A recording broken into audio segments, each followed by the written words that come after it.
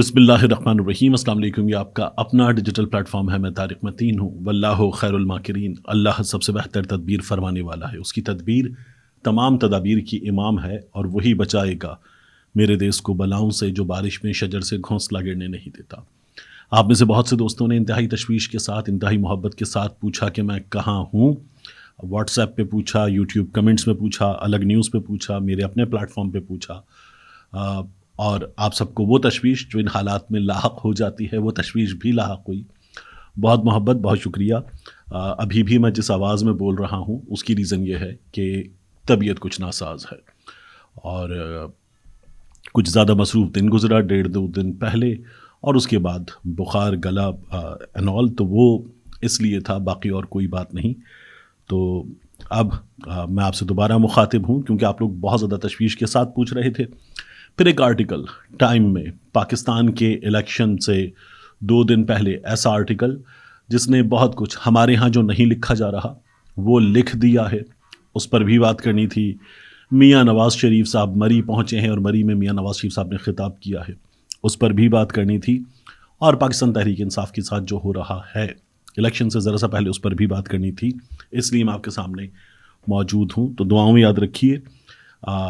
اس طبیعت کے لیے بھی اور جو آپ کی تشویش تھی اس کے لیے بھی بہت محبت, بہت شکریہ. اب اس ویڈیو کے موضوعات پر بات کریں. دیکھیے, ممکن ہے تھوڑی سی بڑی ہو جائے کیونکہ میں جس انداز میں بول پا رہا ہوں اس انداز میں بولنے کے لیے ظاہر ہے کہ it might take a little longer because میں ذرا آرام سے بول رہا ہوں. اچھا ٹھیک ہے. دیکھیے, ٹائم میں آرٹیکل شائع ہوا ہے چارلی کیمبل کا. اس آرٹیکل پر بات کرتے ہیں. انصار عباسی صاحب نے ایک عدد آرٹیکل لکھا ہے روزنامہ جنگ میں, اس آرٹیکل پہ بات کریں گے. میاں نواز شریف صاحب نے خطاب کیا ہے مری میں, اس پر بات کریں گے. ٹائم میگزین جو ہو رہا ہے اس پر ظاہر ہے کہ ہمارے ہاں کے لوگوں سے زیادہ کھل کر لکھ سکتا ہے, تو ٹائم میگزین نے اسی طرح سے کھل کر لکھا ہے. اس آرٹیکل میں ٹائم میگزین جو ہے وہ کیا لکھتا ہے, وہ یہ کہتا ہے کہ امریکہ پاکستان میں جو کچھ ہو رہا ہے اس پر کیوں نہیں بول رہا. عام طور پر امریکہ بات کرتا ہے کہ جو ہو رہا ہے غلط ہے, یہ جمہوریت نہیں ہے, ہم جمہوریت چاہتے ہیں, الیکشن پروسیس چاہتے ہیں, لوگوں کی آواز چاہتے ہیں, اور ہم ان ویلیوز کو بڑا عزیز رکھتے ہیں, ہم ان ویلیوز پر عمل ہوتا ہوا دیکھنا چاہتے ہیں.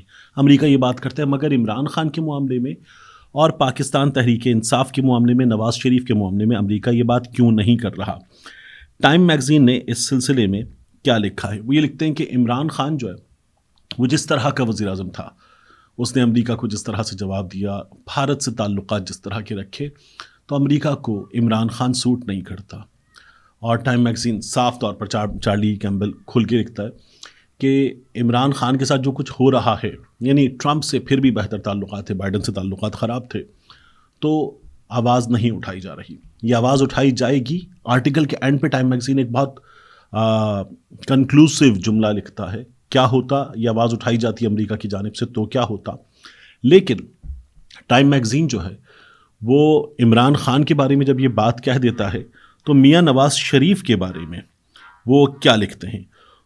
یہاں اب آپ سنیے چارلی کیمبل نے انگلش میں کیا لکھا, میں پھر آپ کے سامنے اس کو رکھتا ہوں.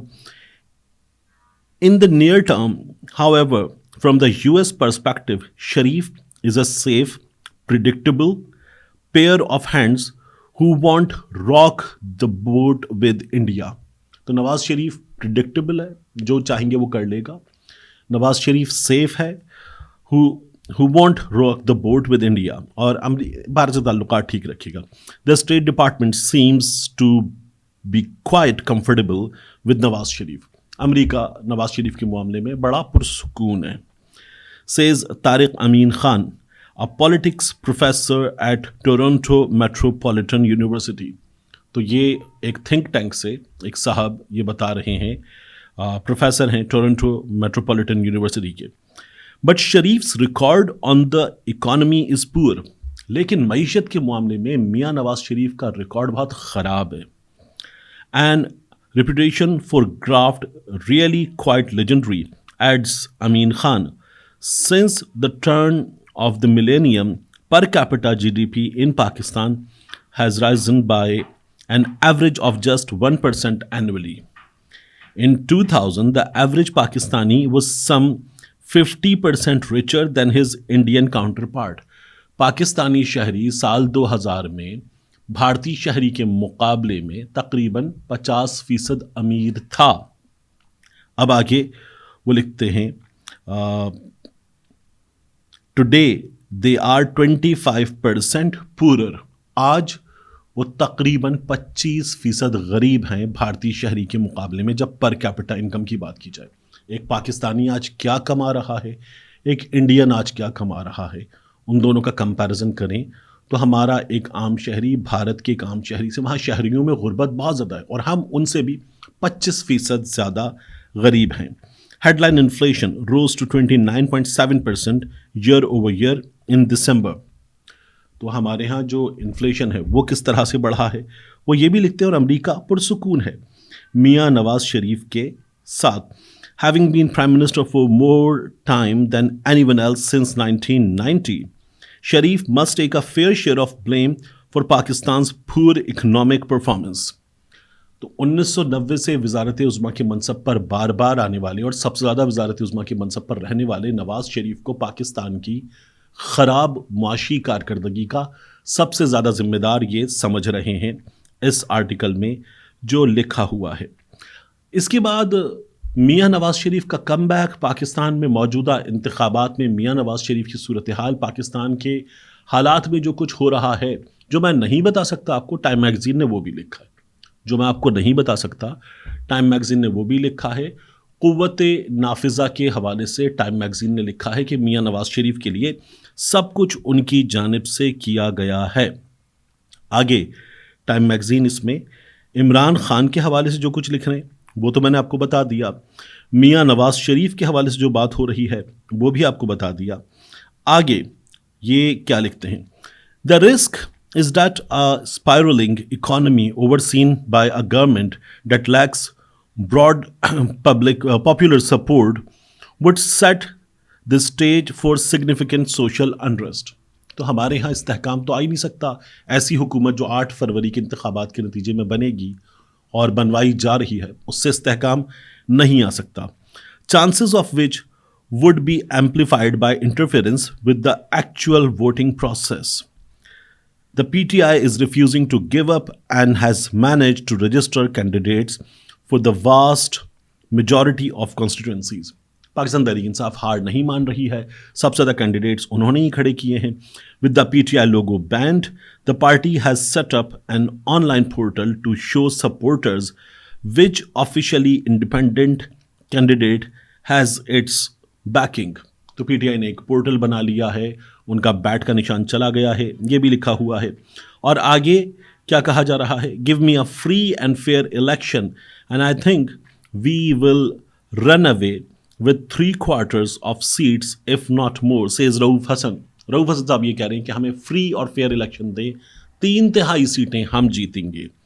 और आगे इस आर्टिकल में वो लिखते हैं कि various opinion polls put Khan's popularity at around 60% to 80%, and the threat of strong showing from his supporters may prompt the military to take more decisive action to hobble them. और जिस तरह की इमरान खान की 80% की मकबूलियत है, पाकिस्तान तहरीक इंसाफ पर मज़ीद सख्तियाँ आ सकती हैं. उनको अपनी मर्ज़ी से हाँकने के लिए मज़ीद क्रैक डाउन किया जा सकता है. The election as it is setup is already not free nor fair, says Afzal. The only question in my view is if there is overt rigging on election day. अब देखिए ये इलेक्शन के बाद की पिक्चर भी बता दी है और यही दुनिया बता रही है कि इस वक्त जो कुछ हो रहा है उसके नतीजे में पाकिस्तान में इस्तेहकाम का ख्वाब हासिल नहीं किया जा सकता. अब इमरान खान साहब जो हैं वो जेल में हैं. मैं अंसार अब्बासी साहब की तहरीर पर आगे जाकर आता हूँ, लेकिन मियाँ नवाज शरीफ ने मरी में ख़िताब किया है. मियाँ नवाज शरीफ साहब के इस मरी में ख़िताब के हवाले से आप देखिए तो आपको नज़र आएगा एक सीधा सीधा सॉफ्टवेयर अपडेट. मैं हमेशा बात करता हूँ आपसे कि ये जो सॉफ्टवेयर अपडेट है ये कहना बुरी बात है, क्योंकि जो शख्स ये बोल रहा है कि उसका सॉफ्टवेयर अपडेट हो गया, जिसके बारे में हम कह रहे हैं सॉफ्टवेयर अपडेट हो गया, वो जिन हालात से गुजरा उसके बाद उसका सॉफ्टवेयर अपडेट हो गया कहना मजाक उड़ाने के मुतरादिफ है. مگر کیا میاں نواز شریف اور ان کی جماعت ان حالات سے گزرے جن سے پاکستان تحریک انصاف کے لوگ اور پاکستان تحریک انصاف گزری ہے؟ ایسا نہیں ہے۔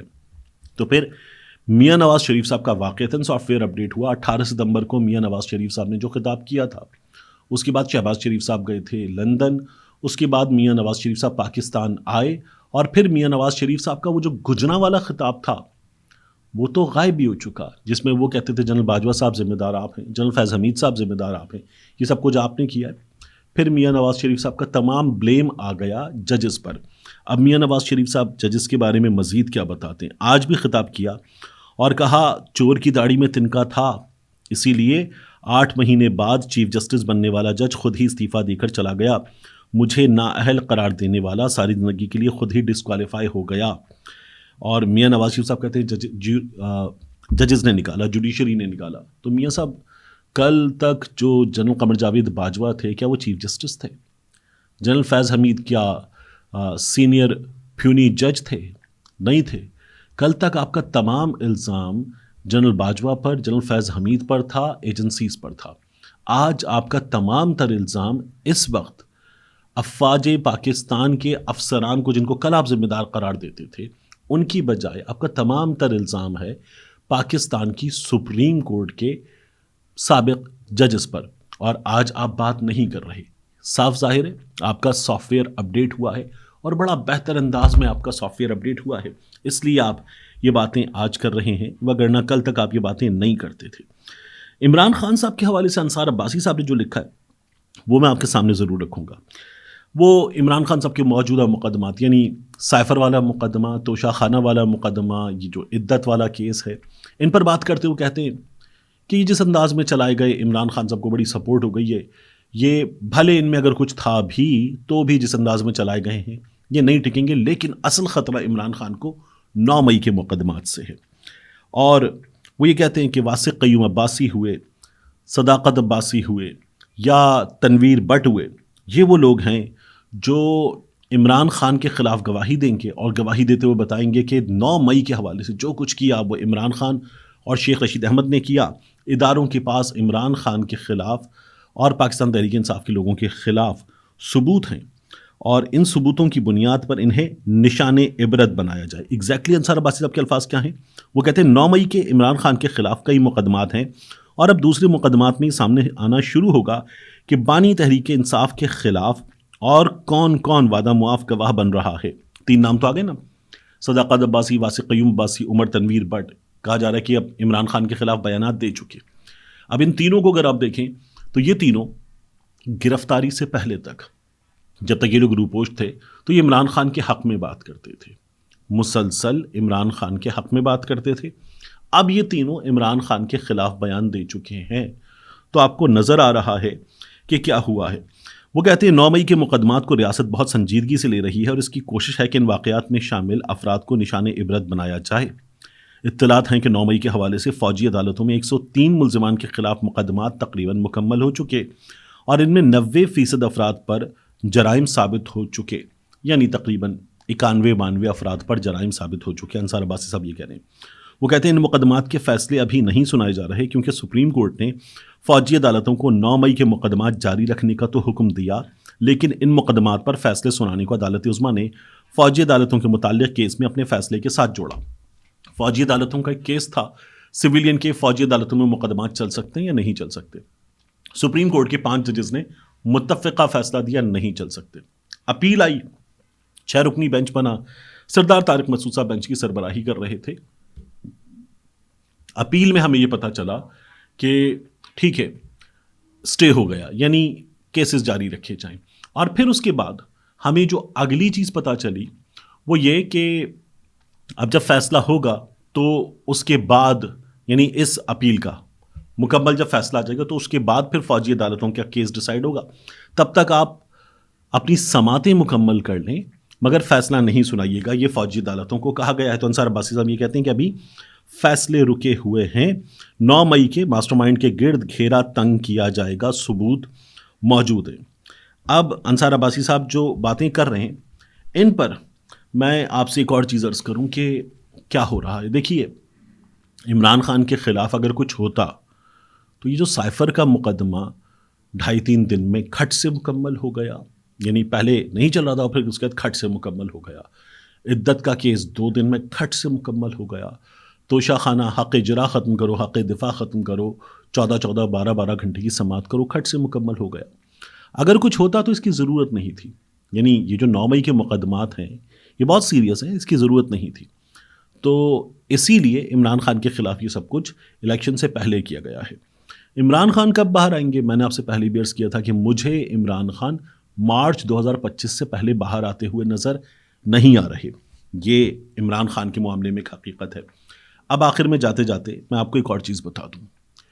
देखिए, पाकिस्तान तहरीक इंसाफ के लोगों को वोटर्स डे पर, इलेक्शन डे पर रोकने के लिए, डराने के लिए एक मुबैना तौर पर बाज़ इत्तलात के मुताबिक मीटिंग हुई है।